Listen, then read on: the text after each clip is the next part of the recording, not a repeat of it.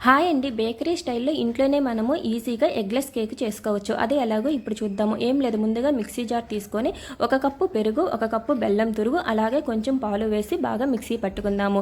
ఇక ఒక బౌల్ తీసుకొని 1 కప్పు మైదా పిండి, half table spoon baking powder, అలాగే కొంచెం బేకింగ్ సోడా వేసి తర్వాత ఈ మిశ్రమాన్నంతా వేసి బాగా కలుపుకుందాము. కట్ అండ్ ఫోల్డ్ మెథడ్‌లో బాగా కేక్ ప్యాటర్న్ వచ్చేలాగా కలుపుకొని ఆ తర్వాత టేస్ట్ కొంచెం టూటీ ఫ్రూటీ, అలాగే డ్రై ఫ్రూట్స్ ఇష్టం ఉన్న వాళ్ళు అవి కూడా యాడ్ చేసుకోవచ్చు.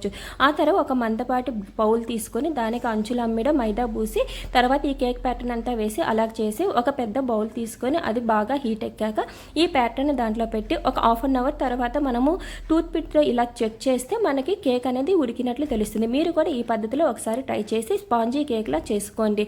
చూడండి కేక్ అనేది ఎంత స్పాంజీలా వచ్చిందో, టేస్ట్ అయితే చాలా అదిరిపోయింది.